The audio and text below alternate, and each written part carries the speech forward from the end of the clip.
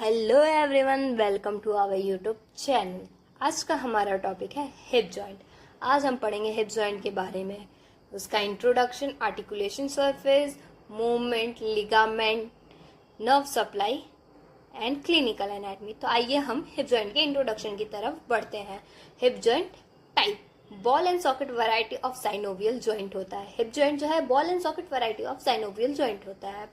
Hip joint is a unique and having a high degree of stability as well as mobility.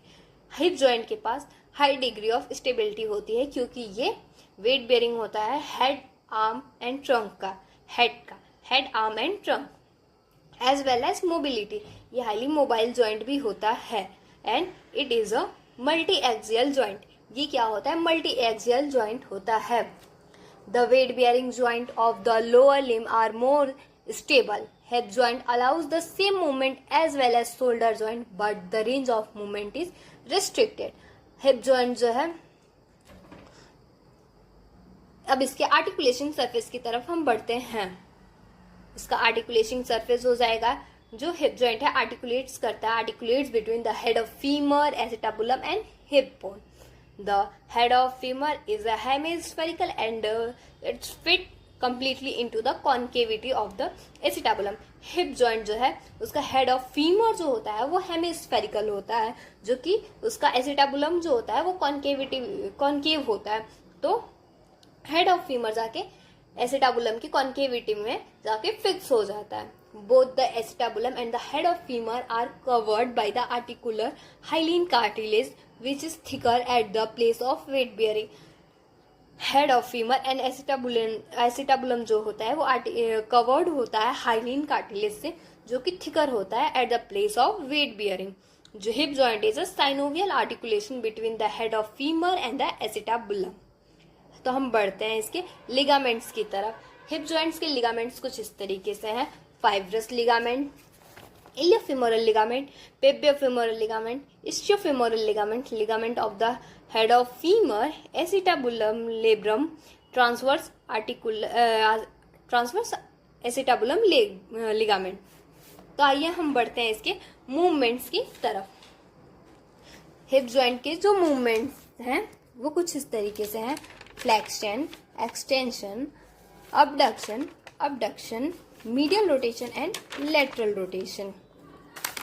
Flexion and extension जो है वो 120 to 140 degree होता है, and abduction जो होता है वो 60 to 80 डिग्री होता है, and medial rotation and lateral rotation जो होता है 60 to 90 डिग्री होता है.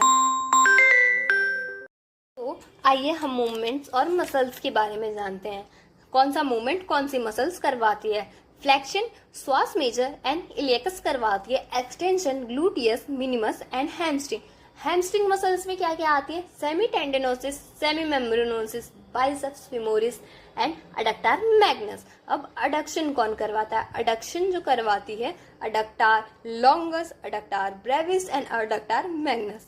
अबडक्शन कौन करवाता है? Gluteus medius, gluteus minimus. Medial rotation gluteus medius and minimus. Lateral rotation quadriceps femoris. ये सारी मसल्स मिलके हमारा मूवमेंट्स करवाती हैं. आइए तो हम बढ़ते हैं nerve supply and clinical anatomy की तरफ. इसमें नर्व सप्लाई होती है और क्लिनिकल एनाटमी क्या क्या है. तो हम बढ़ते हैं नर्व सप्लाई की तरफ कि हमारे हिप जॉइंट में कौन कौन सी नर्व सप्लाई है.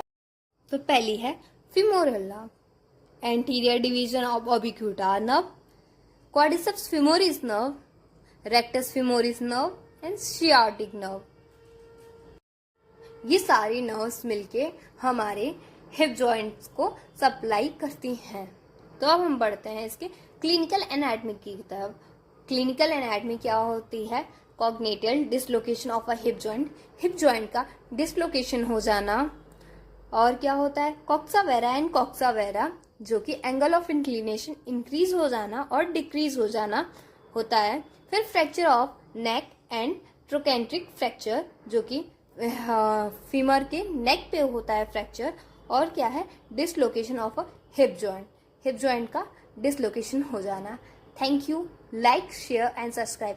अगर आप इसी तरह हमारे और आप इस तरीके के और वीडियो चाहते हैं तो हमारे चैनल को लाइक, शेयर एंड सब्सक्राइब करिए। Thank you.